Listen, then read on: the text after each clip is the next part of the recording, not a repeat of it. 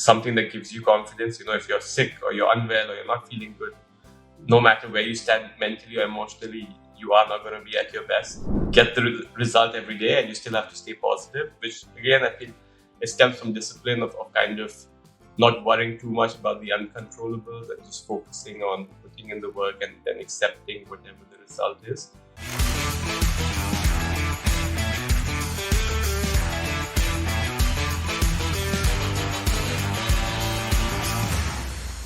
Welcome to the Garima show.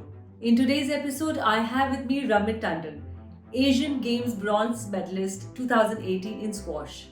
Currently, he is ranked 35th globally and number 2 in India. He turned pro in 2018, securing 4 PSA Tour titles. Ramit captained the Indian junior team to a historic gold medal and was part of the Under-21 World Cup team, securing the silver medal. He graduated from Columbia University, and known for his sportsmanship, he captained Columbia's squash team and received several awards, including the Skillman Award. Ramit has made a mark both on and off the court as a youth icon. Thanks for joining me, Ramit. Such a pleasure to have you on my show. Thank you so much for having me and for such a warm introduction. Thank you. So, what's been your journey like, and any challenges that you faced? I mean, you summarized most of it in your introduction, but pretty much, anything you do which you get very good at. It's not only sport, whatever most people do and they get good at, you do it for a large or most of your life, and it's been very similar for me as well. I started playing squash at the age of 6 or 7, and I'm 31 now, so that's more than 20 years. And obviously along the road, there are always these bumps that come your way, different time frames, different periods of time, there are different hurdles, which are the challenges that you wake up to and you face each day. And it's been very similar for me as well.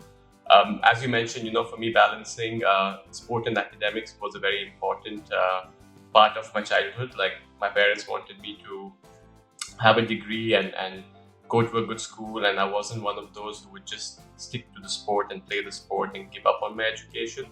I think that's a common trend in Indian society, and I think it's a great trend as well. So the initial challenge was kind of balancing the two, because when you're competing with people who are into it full time, while you still have to go to school and you still have to prepare for the board exams and you still have to get good grades, was a little hectic. You got to sacrifice some of the parties and some of the fun time with friends, and you've got to have a few sleepless nights catching up on the homework you've missed out on.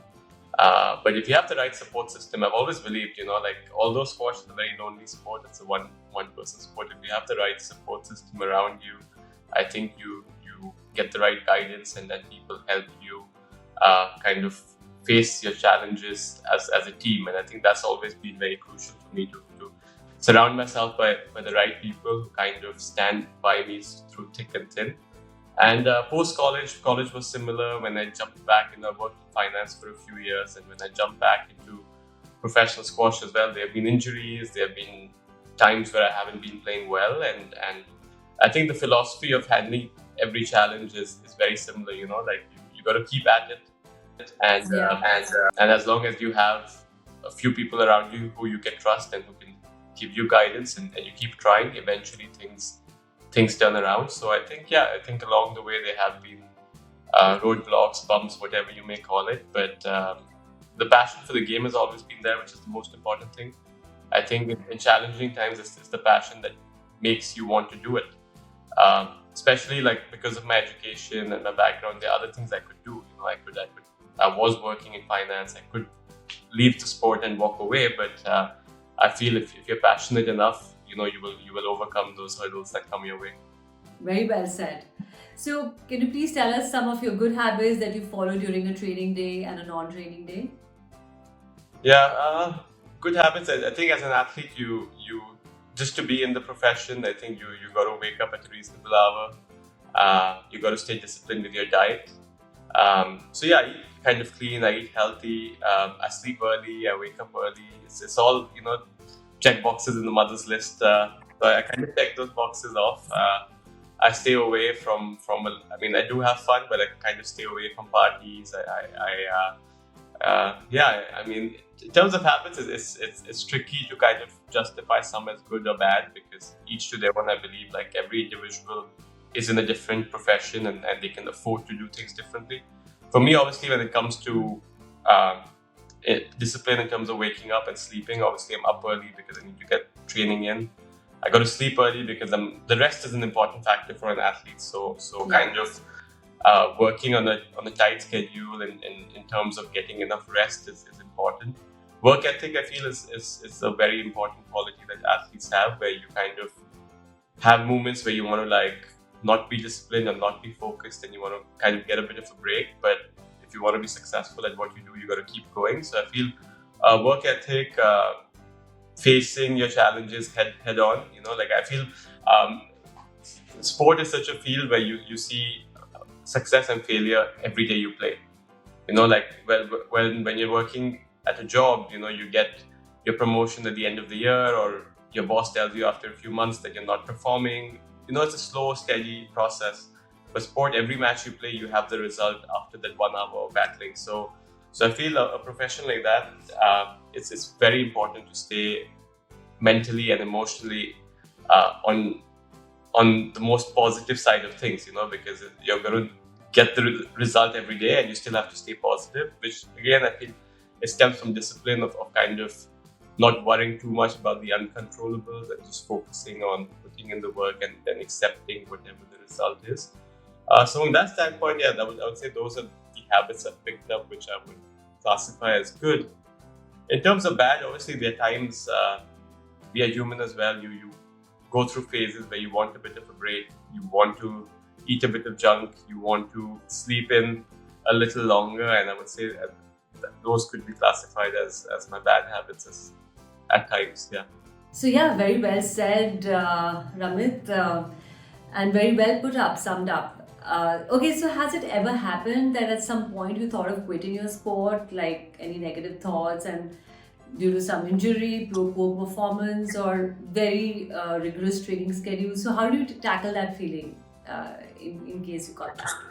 It happens a lot. I think it's not only to me, it happens to a lot of people with what they do. When you do it for a long period of time, there are phases of frustration that creep in, and there are times where you kind of want to walk away from it.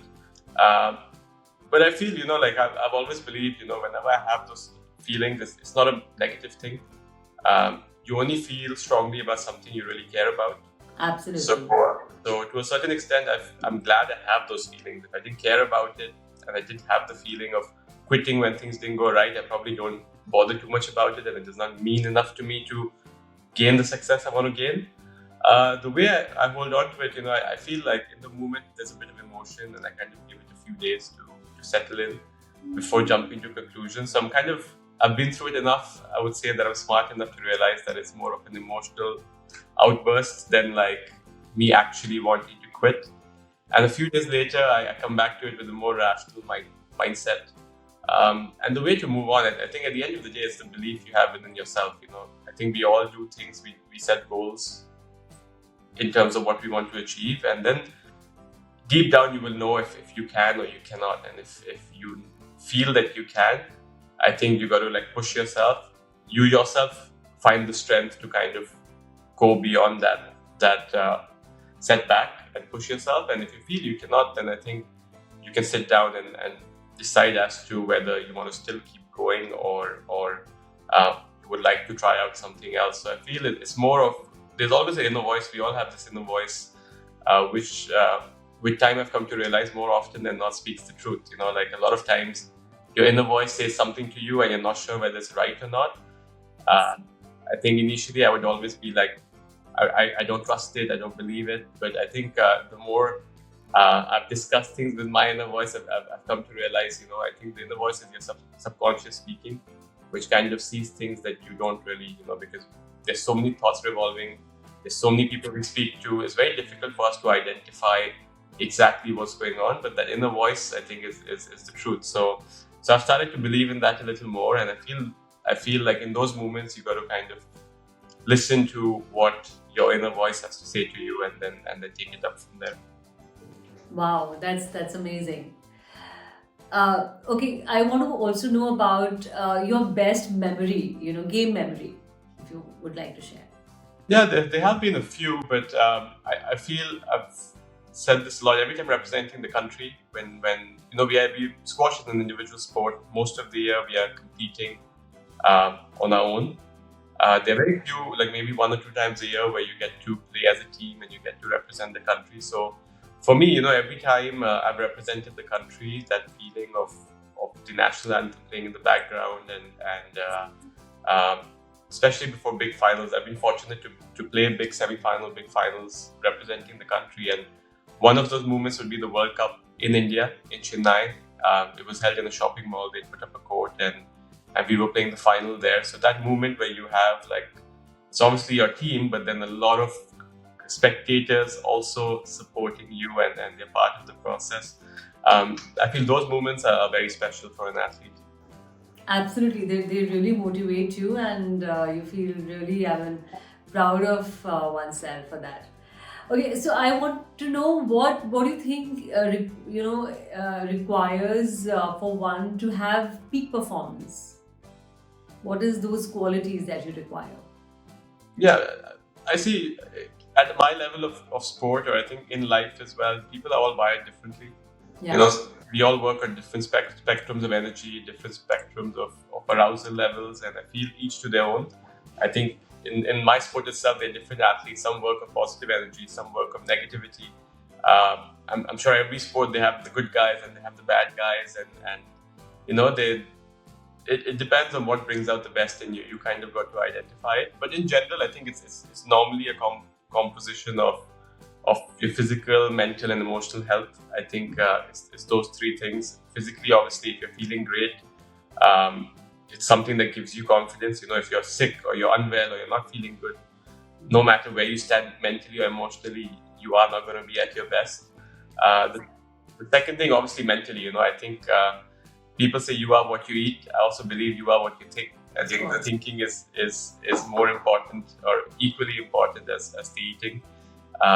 So I feel like your mindset in terms of how you identify with yourself is very important. And as people say, you can see the glass half full or you can see it half empty, right? So I feel looking at things the positive way when things aren't going your way. I think still finding motivation when it does not exist. It's very easy to find motivation when it's around you, when there's a reason to kind of go out there and prove yourself. But there are a lot of times where you've got to create that motivation and you've got to find a reason to go out there and prove yourself, especially when you do something for a long time over a period of many years, right? So I think the mental part is important. And then the third thing is the emotional part, where I believe, like, unless you're happy doing what you're doing, unless you really enjoy doing what you're doing, you're not going to find that mental and physical sweet spot doing it. So I feel like when the three things come into sync, that's when you're at your prime for peak performance.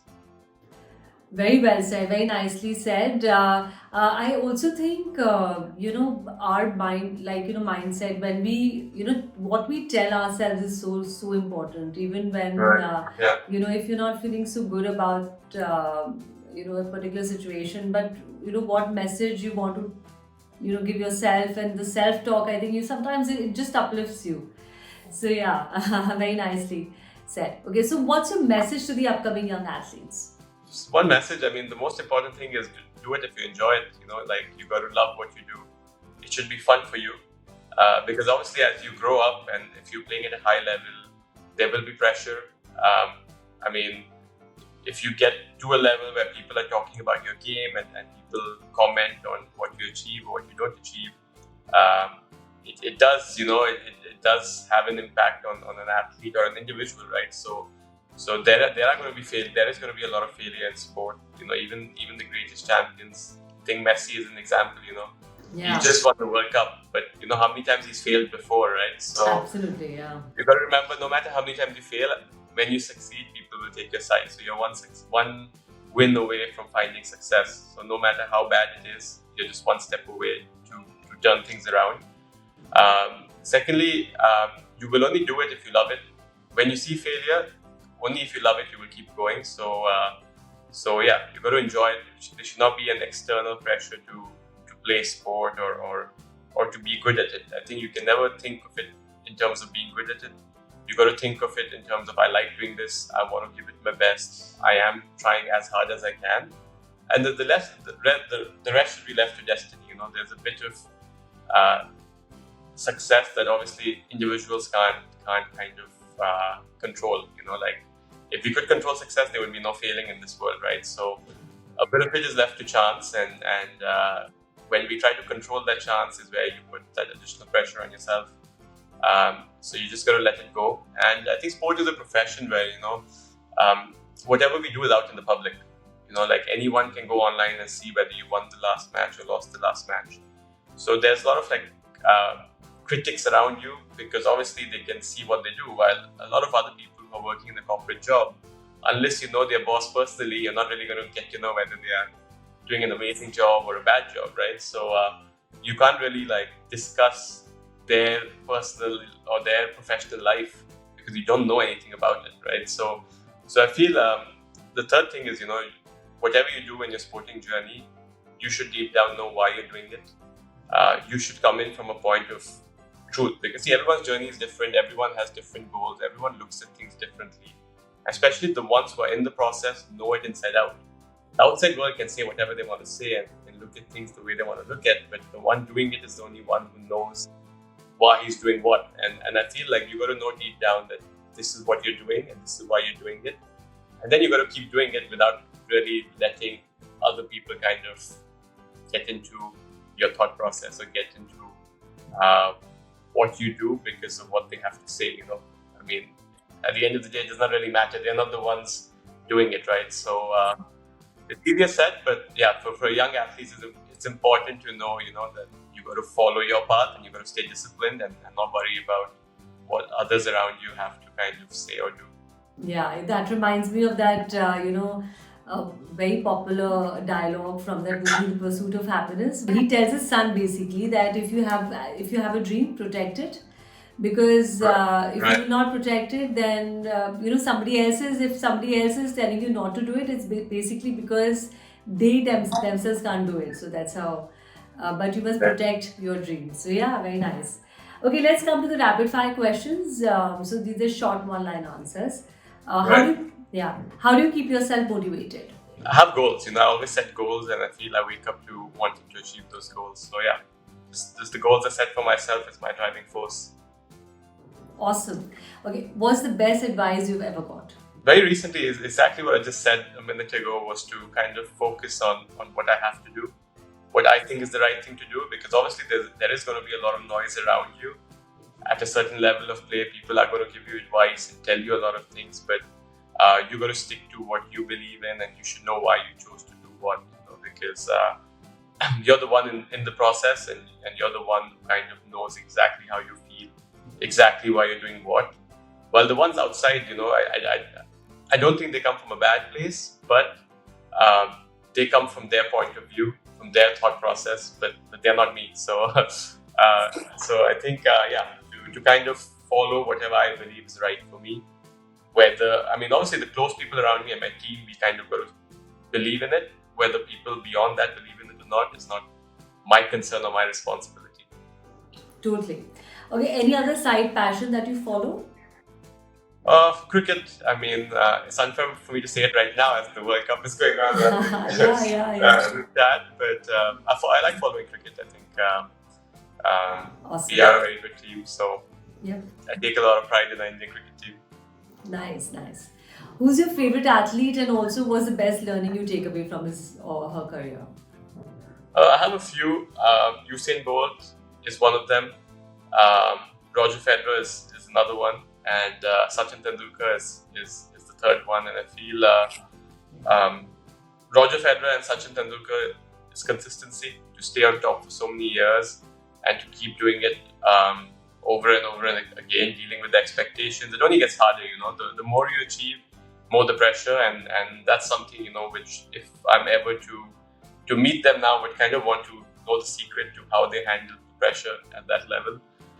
Usain Bolt as well, what he did, being the fastest man. I think his attitude, but what I learned from him is his cool mindset. He's very different. If you notice Sachin, he's a little more intense and he has a method. Usain Bolt is like dancing around, he's having fun. So his method of staying so calm is something that I kind of really appreciate. Okay. Best nutrition advice? Best nutrition advice would be to stay away from sweets, to stay away from fatty foods. Actually, the best advice would be hire a nutritionist. I think that is the best way forward, because I feel nutrition is also a very scientific field. When you fall sick, you go to a doctor.